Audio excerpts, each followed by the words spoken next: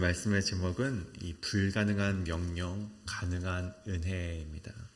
불가능한 명령, 가능한 은혜라는 제목을 가지고 함께 하나님의 말씀을 하도록 하겠습니다. 목회자가 설교하기 힘든 주제가 여럿 있는데 그중 한 가지는 아마 회개하라라는 설교의 주제일 것 같습니다.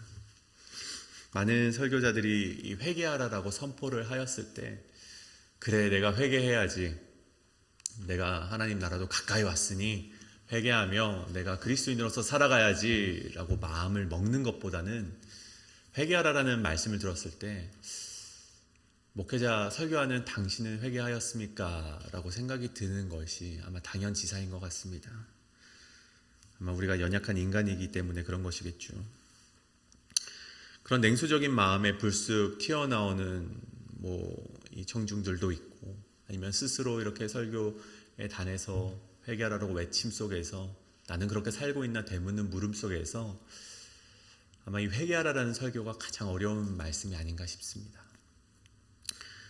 근데 저는 그만큼이나 설교하기 힘든 주제가 또 무엇이 있냐고 누군가가 물어본다면 저는 이 사랑이라는 주제, 원수를 사랑하라라는 주제가 정말 이 설교하기가 어려운 주제가 아닌가 말씀드리고 싶습니다.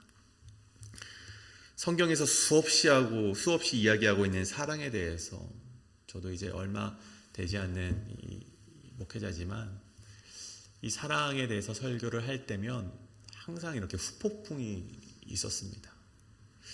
항상 이 사랑에 대해서 설교를 하고 난 뒤에 호되게 혼이 난 적이 굉장히 많이 있어서 웬만하면 저는 사랑에 대한 설교를 하지는 않습니다. 물론 많이 해야 되는 것이 맞지만 또 어떤 역풍이 불까 두려워서 가능하면 이 주제로 설교를 하진 않죠. 아마도 그만큼이나 이 사람들을 불편하게 하는 말씀이 바로 오늘 본문, 이 원수를 사랑하라라는 본문이 아닌가 싶습니다. 그저 아름다운 사랑 이야기라면 이 말씀을 전하는 것이 왜 어렵겠습니까? 근데 오늘 예수님께서 말씀하시는 사랑은 그저 아름다운 사랑 이야기, 그런 차원의 것이 아니기 때문에 문제가 되는 것이겠죠. 어떻게 보면 오늘 이 말씀은 불가능한 수준의 사랑을 말씀하는 것입니다. 오늘 말씀 27절에 보면 너희 원수를 사랑하며 너희 미워하는 자를 선대하라 라고 이야기를 하고 있습니다. 심지어 예수님께서는 이렇게 말만 하신 것이 아니죠. 예수님께서 심지어 본인이 예시가 되셨습니다. 자신을 십자가에 매단 자들을 향해서 무엇라 외치십니까? 아버지 저들을 용서하여 주시옵소서라고 외치시면서 오늘날 우리에게 너희도 그렇게 살아가기를 바란다라고 예수님께서 우리에게 권고하시고 있는 것이죠. 저는 이것을 제 삶에도 물었듯 우리 성도님께도 묻고 싶습니다. 여러분, 이러한 사랑이 가능한 것입니까? 전 누군가가 이것을 가능하냐고 물어보면 저는 불가능하다라고 말씀드리고 싶습니다.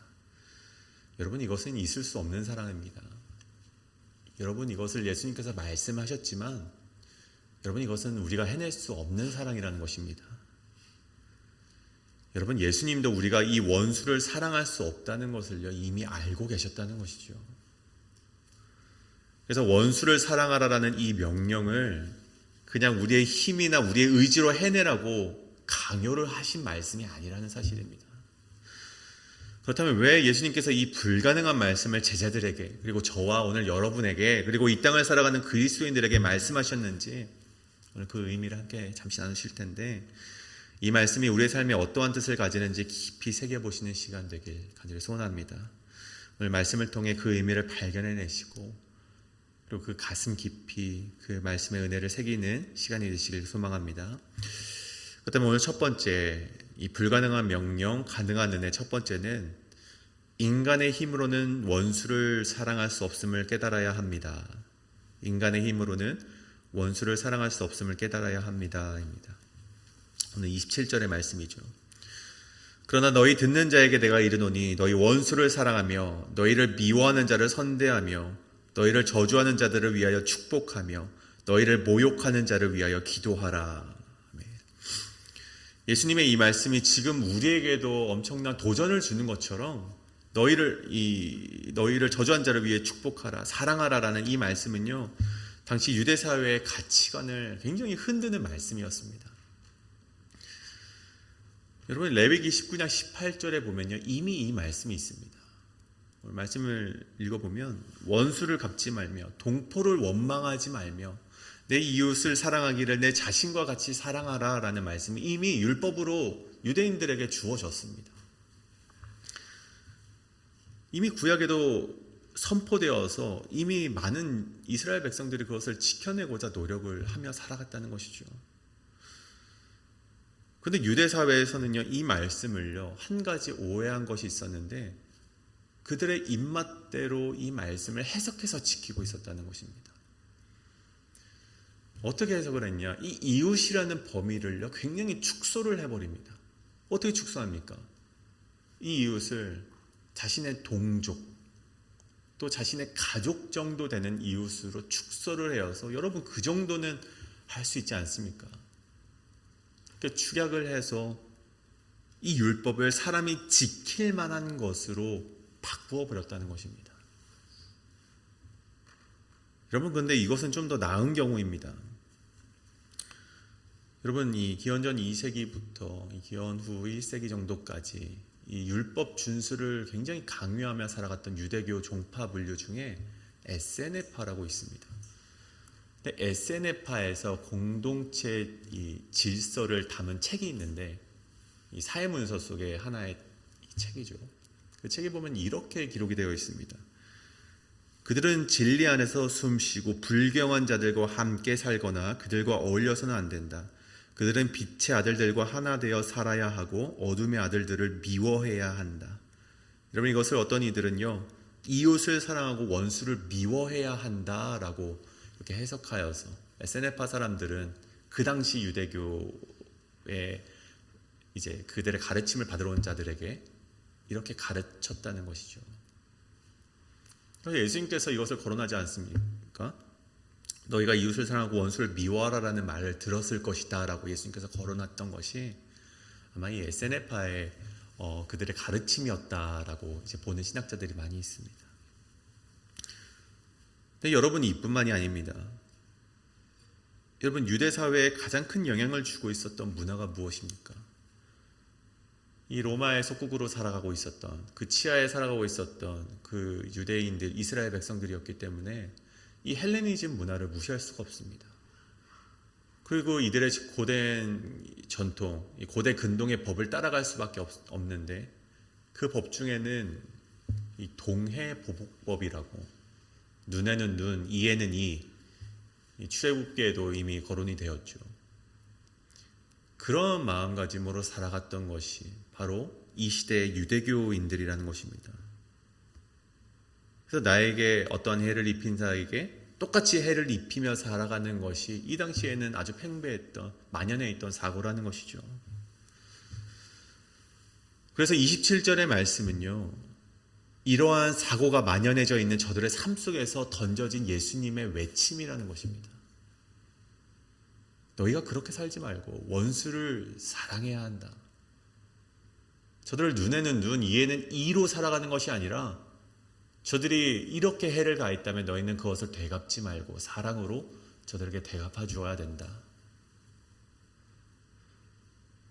근데 여러분, 이것은요, 단순히 예수님께서 도덕적으로 뛰어난 어떤 존재가 되길 바란다라고 해서 우리에게 그렇게 말씀하신 것이 아님을 기억해야 합니다. 세상은 저렇게 살아가지만 너희는 이러한 도덕성으로 그리스도인의 그런 값어치를 비추면서 살아갔으면 좋겠다라고 권면하신 것도 아닙니다. 그럼 예수님께서 왜 이런 말씀하셨는가 보니 이것은 유대인들의 편협한 말씀 해석과 헬레니즘의 사고를 완전히 깨부수는 하나님 나라의 원리를 예수님께서 말씀하셨다는 것입니다. 여러분, 이 땅은 어떻게 굴러왔습니까? 복수에 복수를 거듭하면서 눈에는 눈, 이에는 이를 거듭하면서 살아온 악순환의 고리의 끝이 바로 지금 우리가 살아가는 시대 아니겠습니까? 그런데 하나님의 나라는 그렇지 않다라는 것이죠.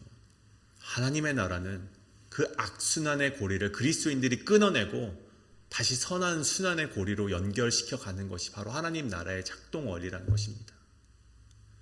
36절을 보십시오. 너희 아버지의 자비로우심과 같이 너희도 자비로운 자가 되라. 35절에도 나오듯 지극히 높으시니 그 아버지 되신 하나님께서 이처럼 자비로우시니 하나님께서 다스리는 그의 나라 역시 자비로 운영된다는 것을 우리에게 말씀해 주고 있다는 것입니다. 원수를 사랑하고 미워한 자를 선대하고 저주한 자를 축복하고 모욕하는 자를 기도하고, 그것이 바로 하나님 나라가 작동되는 원리라는 것입니다. 근데 여러분, 다시 여러분께 묻고 싶습니다. 이것이 가능한 것입니까? 다시 한번 말씀드립니다. 그것은 불가능하다는 것입니다. 여러분, 레위기 19장에 하나님께서 원수를 갚지 말고 동포를 원망하지 말고 이웃을 사랑하라고 말씀하신 것은요, 여러분, 이것이 얼마나 지키기 어려운 것인지 너희가 알라라고 하나님께서 이들에게 말씀하신 것이라는 사실입니다. 여러분, 바울이 로마서 7장에서 이런 말씀을 하죠. 율법이 죄냐? 그럴 수 없느니라. 율법으로 말미암지 않고는 내가 죄를 알지 못하였으니 곧 율법이 탐내지 말라 하지 아니하였더라면 내가 탐심을 알지 못하였을 것이다. 율법의 역할이 무엇입니까? 우리를 죄인으로 깨닫게 하는 그 역할이 바로 율법이라는 것이죠. 여러분, 레위기 19장의 이 말씀을 통해서 하나님께서 우리에게 깨닫길 바라는 것은, 그래 우리가 사랑하자, 내가 사랑할 수 있어, 하나님께 말씀하셨으니 지켜내면 된다가 아니라, 내가 이웃을 사랑하지 못하는구나, 내가 원수를 사랑하지 못하는 인간이구나, 이것을 깨닫고 회개하고 하나님 앞에 나의 연약함과 죄악을 주님께 모두 맡겨야 되는데, 문제는 무엇입니까? 이 유대교인들이 종교적 위선으로 사랑하는 척하고 율법을 해석하여서 이것을 지킬 만한 것으로 바꾸어서 그렇지 못한 사람을 정죄하며 살아가고 있는 것이 이 당시 유대인의 모습인데, 여러분, 이 땅을 살아가고 있는 우리, 이 시대를 살아가고 있는 우리 교회도 그러한 모습으로 살아가고 있지는 아닌가, 우리가 되돌아보자는 것이죠. 여러분, 우리의 힘으로 사랑할 수 있는 것이 결코 아님을 우리가 기억하길 바랍니다.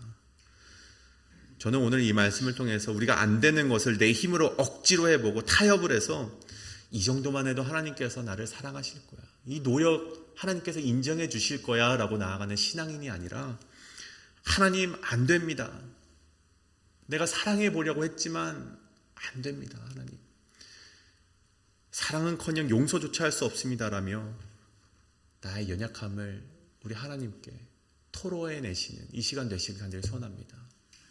그렇게 우리 진정한 정말 우리의 민낯을 하나님께 낱낱이 고하고 나의 죄됨을 주님께 고하시며 나의 연약함을 주님께 맡겨드리는 이 시간 우리 모든 성도님 되시길 간절히 소원합니다.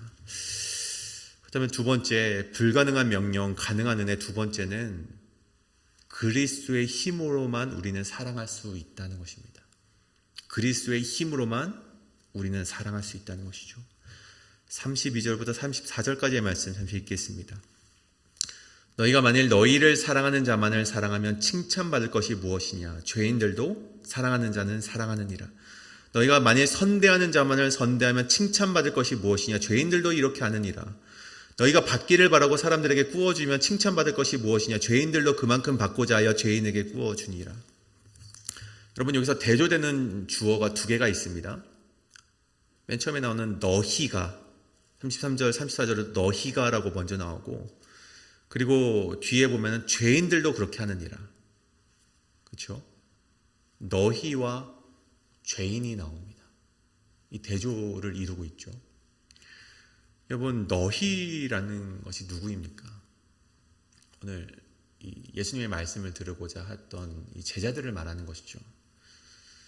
그런데 이것을 좀 대조적인 의미로 조금 우리가 접근을 해보자면, 너희라는 것은요, 오늘 말씀에 죄인과는 다른 위치에 서 있는 자들을 말하는 것으로 볼 수도 있습니다.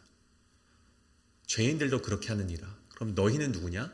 죄인과 다른 사람들. 그러니까 죄인과 다른 위치에 서 있는 자들 누구입니까? 이 신칭이 그리스도를 믿음으로 말미암아 의인이라고 칭함을 받은 사람들, 예수 그리스도를 구주로 여기고 살아가는 자들 누구입니까? 이 그리스도인들을 말하는 것입니다. 그리스도인들을 넣어서 다시 읽어보면 그리스도인들이 만일 사랑하는 자만을 사랑하면 칭찬받을 것이 무엇이냐? 그리스도인들이 만약 선대하는 자만을 선대하면 칭찬받을 것이 무엇이냐? 그리스도인들이 받기만을 바라고 사람들에게 꾸어주면 칭찬받을 것이 무엇이냐? 이런 말씀이 되는 것이죠. 여러분, 근데 여기서 그리스도인들이 누구냐? 그리스도인이 누구냐? 우리 한번 살펴보실 텐데, 요한일서 5장 12절에 보면 이런 말씀이 있습니다. 아들이 있는 자에게는 생명이 있고 하나님의 아들이 없는 자에게는 생명이 없느니라라고 말을 합니다. 그러니까 이 그리스도인들이란 예수 그리스도를 구주로 믿고 살아가는 사람들을 그리스도인들인데, 다시 말해서 그 그리스도를 품는 사람들, 그러니까 생명을 품어내는 사람들, 그 속에 생명이 있는 사람들을 가리켜서 그리스도인들이라고 말을 하고 있습니다. 즉 다시 말해서 여기에 말한 너희란 새로운 생명, 즉 예수님을 믿고 다시 태어난 거듭난 존재들을 말하는 것이죠. 여러분, 이 생명을 담재해내고 있는 사람들, 새로운 생명으로 살아가고 있는 사람들, 이것을 한번 예시로 들어보는데, 여러분 임신한 여인을 한번 생각해 보길 원합니다. 여러분, 임신한 여인이 새로운 생명을 뱃속에 가지게 되었을 때 어떠한 변화가 일어나게 됩니까? 여러분, 입덧이라는 것을 하지 않습니까? 여러분, 참 신기합니다. 그 전에 정말 좋아하며 잘 먹던 것이 역겨워지고 정말 안 먹던 것을 먹게 되는 것이 입덧이지 않습니까? 여러분, 예전에는 내가 좋아하는 것만 먹었습니다. 여러분, 아무리 먹지 말라고 누가 만류해도 그것을 끊을 수 없는 것이 바로 내가 좋아하던 것을 먹어내는 습성입니다. 근데 새로운 생명이 잉태되었을 때 여러분, 삶이 바뀌게 된다는 것이죠. 내가 좋아하던 것을 역겨워하고 구토하게 되고, 그리고 새로운 것을 먹게 되는 것.